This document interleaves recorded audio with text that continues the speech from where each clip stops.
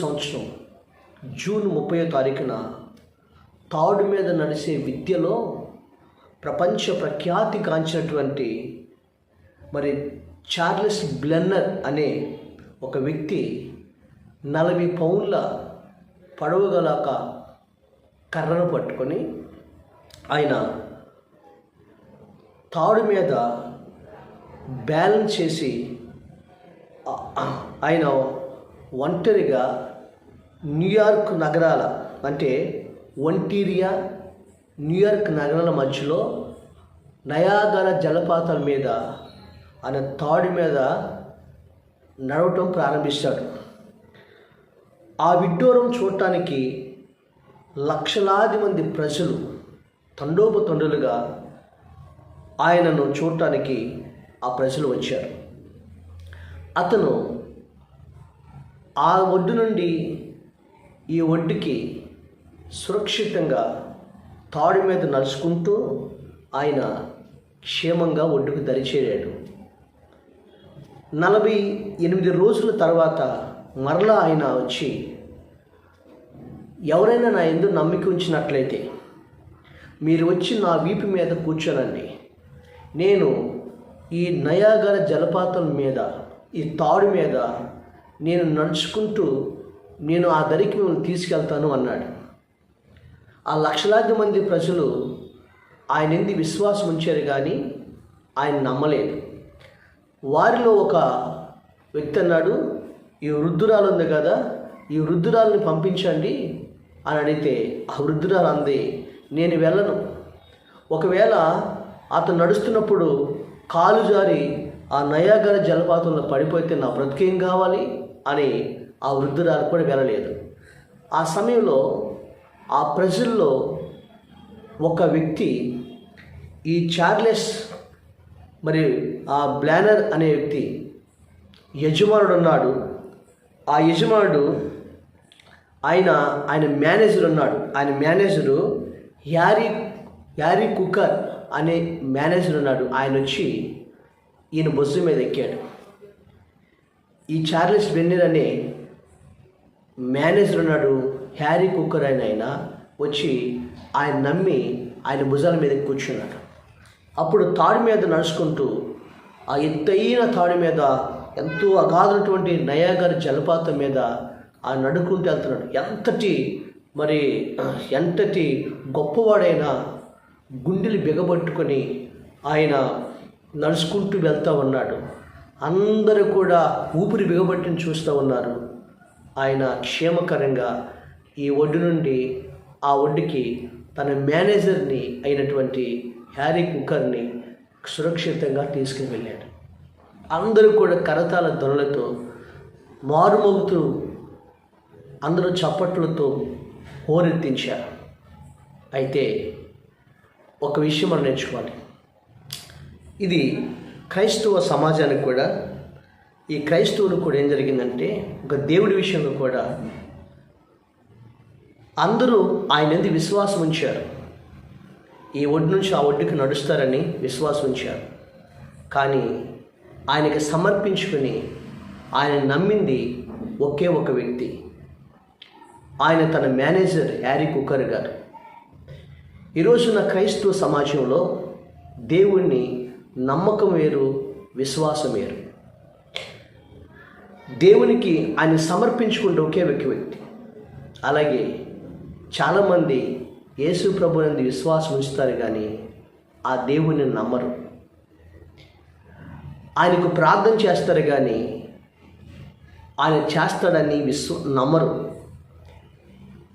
అందుకే ప్రభు అని యేసుక్రీస్తు ఒక మాట అంటారు. హెబ్రీ రాసిన పత్రిక 11వ అధ్యాయము 6వ వచనం, విశ్వాసము లేకుండా దేవునికి ఇష్టడై ఉండుట అసాధ్యము అని దేవుని లేఖనం సెలవిస్తుంది. దేవునికి ఇష్టమైన విశ్వాసం, దేవునికి సమర్పించుకోవడం, ఆ దేవుడు నా పట్ల నేను ప్రార్థించిన ఈ కార్యము ఎంతటి అసాధ్య కార్యమైన ఆయన చెయ్యగలడు అనే నమ్మకంతో, విశ్వాసంతో ముందుకు సాగి ఆయనకి నీ జీవితాన్ని సమర్పించుకున్నట్లయితే ఆయన అసాధ్యమైన అద్భుతమైన కార్యాలు నీ జీవితంలో దేవుడు జరిగిస్తూ ఉంటాడు. హల్లెలూయా. ఆనాడు లక్షలాది మంది ప్రజలు ఉన్నారు, లక్షలాది మంది మరి సైనికులు ఉన్నారు. ఒకే ఒక్కడు యుద్ధ రంగంలో నిలబడ్డాడు. ఆయన పేరే దావీదు. శత్రువైన గొల్యాతు వచ్చి సవాలు విసురుతున్నాడు ఇశ్రాయేలు ప్రజలతో, దేవుని బిడ్డలతో. మీరు ఎవరైనా వచ్చి నాతో యుద్ధం చేయండి, మీరు ఓడిపోతే మీరు మాకు దాసులుగా ఉండండి, నేను ఓడిపోతే మీకు నేను దాసులుగా ఉంటామని ఫిలిష్తీయుడు అనేటువంటి గొల్యాతు 40 రోజులుగా సవాలు విసురుతూ ఉన్నాడు. ఇశ్రాయేలు సైన్యం, సౌలు రాజు కింద ఉన్న సైన్యం, సౌలు రాజు ఆ ఫిలిష్తీని మాటలు విని ఆ ఫిలిష్తీని మాటలకి భయపడుతూ, అమ్మో వాడిని మనం జయించలేము, వాడు చిన్నప్పటి నుండి విద్యలో ఆరితేరినవాడు, వాడు సైన్యములో వాడు నైపుణ్యత కలిగినవాడు, కత్తి విద్యలో యుద్ధం చేయడం నైపుణ్యత కలిగినవాడు, కాబట్టి వాడితో మనం జయించలేమని వీరందరూ కూడా భయపడుతూ ఉన్నారు.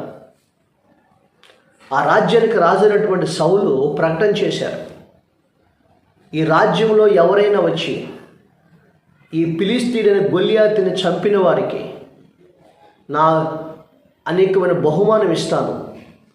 ఆ బహుమానం అంటే రాజు నిన్న నా కూతుర్నిచ్చి అతనికి వివాహం చేస్తానని రాజ్యంలో ప్రకటన చేయించాడు. ఆ గొల్యాతుతో యుద్ధం చేయటానికి, గొల్యాతును చంపటానికి ఆ రాజ్యంలో ఎవ్వరు కూడా ముందుకు రాలేదు. అందరూ దేవుని నమ్ముకున్న లక్షలాది మంది ప్రజలే అందరూ కూడా. ఒకే ఒక్క వ్యక్తి నిలబడ్డాడు, ఒకే ఒక్క చిన్నవాడు వచ్చాడు. అతడే గొర్రెల్ని మేపుకున్నటువంటి దావీదు, యెషయా కుమారుడైన దావీదు, బెత్లెహేమీయుడైన దావీదు వచ్చి గొల్యాతు ముందు నిలబడ్డాడు. సౌలు ముందు నిలబడ్డాడు వచ్చి, నేను గొల్యాతుతో యుద్ధం చేస్తానని. అప్పుడు గొల్యాతు ముందు యుద్ధ రంగంలో నిలబడ్డాడు.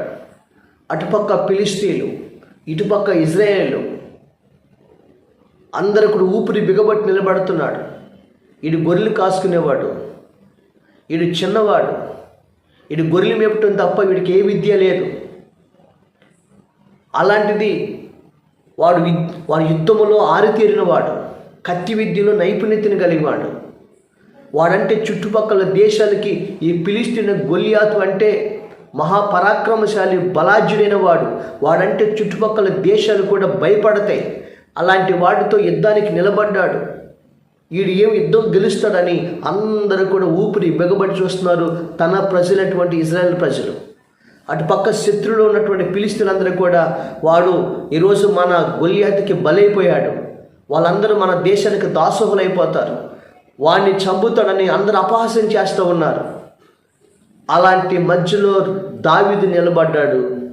ఆయన కత్తి విద్య నేర్చుకోవాలా, కర్ర విద్య నేర్చుకోవాలా, యుద్ధంలో నైపుణ్యత లేనివాడు. అలాంటిది ఒకే విద్య నేర్చుకున్నాడు, ఒడిసెలతో రాయి విసరటం. ఆ ఒడిసెలతో రాయి విసరతో నేర్చుకున్నాడు. దేవుని యందు నమ్మిక ఉంచాడు, తన జీవితాన్ని దేవుని సమర్పించుకున్నాడు. ఈ యుద్ధం నాది కాదు యెహోవాది అన్నాడు. ఆ ఒడిసెలు తిప్పాడు, గొల్యాతు ఎదురుగా నిలబడ్డాడు. ఆ గొల్యాతుని ఒకే ఒక రాయితో ఒడిసెలతో ఇసిరి కొట్టాడు. గొల్యాతు నుదుటిన తగిలి పడిపోయాడు. గొల్యాతు కత్తి తీసుకుని చంపేసి ఆ తల పట్టుకొని వచ్చాడు.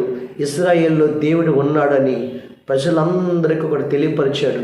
అప్పుడు స్త్రీలు, పురుషులు అందరూ కూడా, ఇశ్రాయేల్ ప్రజల స్త్రీలందరూ కూడా ఇదిగో తంబూరులతో, సితారులతో, వాద్యములతో దావీదుని ఎదుర్కొంటూ వచ్చి ఏమన్నా తెలుసండి, సౌలుకి 1000 కొలదిగాను, దావీదుకి 10,000 కొలదిగాను అతనికి జేజేలు పలికారు. దేవునికి స్తోత్రం. ఒకే ఒక్కడు దేవుడి పక్షాన్ని నిలబడ్డాడు, ఒకే ఒక్కడు దేవుని నమ్మాడు, ఒకే ఒక్కడు దేవుడికి తన జీవితాన్ని సమర్పించుకున్నాడు. ఆ ఒక్కడే ఆ రాజ్యానికి దేవుడు. అతను సమర్పించుకున్నందుకు, అతను నమ్మినందుకు అతన్ని తీసుకెళ్లే దేవుడు గొర్రెలు కాసేవాడిని తీసుకెళ్ళి గొప్ప రాజుగా ఇశ్రాయేలు దేశానికి దేవుడు మహారాజుగా దేవుడు నియమించాడు. దేని స్తోత్రం. అయ్యా దావీదా, నీకు ఏ విద్య రాదు కదా, నీవు ఎలాగ ఈ యుద్ధం నిలబడ్డావంటే, నేను దేవుని నమ్మాను, ఈ యుద్ధము యెహోవాది అని నమ్మాను అన్నాడు. దేని స్తోత్రం. ఈ రోజున విశ్వాసం వేరు, నమ్మకం వేరు. అందరూ విశ్వాసం ఉంచారు, కానీ దావీదు దేవుని నమ్మారు, తన జీవితాన్ని సమర్పించుకున్నాడు. అందుకని దేవుడు అంటాడు, అతడు నా ఇష్టానుసారమైన కుమారుడు, అతడు నా ఉద్దేశములన్నీ నెరవేర్చేవాడు, అందుకని అతనికి నేను రాజుగా చేశాను అంటాడు. అపొస్తలుల కార్యాలు 10:13 చెప్తాడు. ఈ రోజున ప్రియమైన దేవుడి బిడ్డలారా, నీవు దేవుని విశ్వాసం ఉంచి నీ జీవితాన్ని దేవుని సమర్పించుకొని నువ్వు ముందుకు సాగిపోతున్నట్లయితే అసాధ్యమైనటువంటి అద్భుతమైన కార్యాలు నువ్వు చూడగలుగుతావు, నీ జీవితంలో అనుభవించగలుగుతావు. కాబట్టి దేవుడికి నీ జీవితాన్ని సమర్పించుకో. విశ్వాసం వేరు, నమ్మకం వేరు. అందరూ విశ్వసిస్తారు, నమ్మేది ఒక్కరే. ఆ ఒక్కరిలో నీవు ఉన్నట్లయితే నీవు చూడని కార్యాలు, అది వరకు ఎన్నడూ చూడని అద్భుతాలు, అసాధ్యమైన కార్యాలు కూడా సుసాధ్యపరిచి దేవుడు నీ పక్షముగా అద్భుతమైన విజయాన్ని, ఆశ్చర్యమైన కార్యాన్ని, ఊహించినటువంటి ఒక మలుపు నీ జీవితాన్ని తిప్పి అనేకులకు దేవుడు నిన్ను ఆశీర్వాదకరంగా ఉంచుతాడు. దేవుడి విశ్వాసం ఉంచిన నిన్ను ఆశీర్వదించునుగాక. ఆమేన్. పరిశుద్ధుడైన మా తండ్రి, ఈరోజు నీ యందు విశ్వాసం ఉంచిన వాడు నీకు ఇష్టడుగా ఉంటాడని చెప్పారు. లక్షలాది మంది ప్రజలు విశ్వాసం ఉంచారు, కానీ ఆ చార్లెస్ ఆయనకి సమర్పించుకున్నది ఒకే ఒక వ్యక్తి.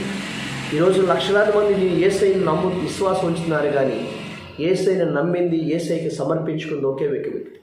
ఎలాంటి పరిస్థితులనైనా, ఎలాంటి ఒడిదుడుకులనైనా ప్రభువా నీ యందు నమ్మిక ఉంచి ముందుకు సాగిపోతే నువ్వు విడవని దేవుడివని, ఆశ్చర్యకరం చేసే దేవుడివని ప్రతి ఒక్కరు కూడా ప్రభువా నువ్వు తెలుసుకున్నట్లుగా జీవితంలో అద్భుతం చేస్తానని చెప్పావు. అలాగే దావీదు నమ్మాడు, అతనికి విజయం ఇచ్చినట్లుగా ఈరోజు ఈ వాక్యం వింటున్న జీవితాల్లో వారు కూడా మిమ్మల్ని నమ్ముతున్నారు. ప్రభు నమ్మశక్యము కాని కార్యాలు వాళ్ళ జీవితంలో జరిగించమని, గొప్ప విజయము, గొప్ప ఆశ్చర్య కార్యం, గొప్ప విడుదల కార్యం ప్రభు జీవితంలో మీరు జరిగించమని యేసు నామములో అడుగుచున్నాము తండ్రి. ఆమేన్.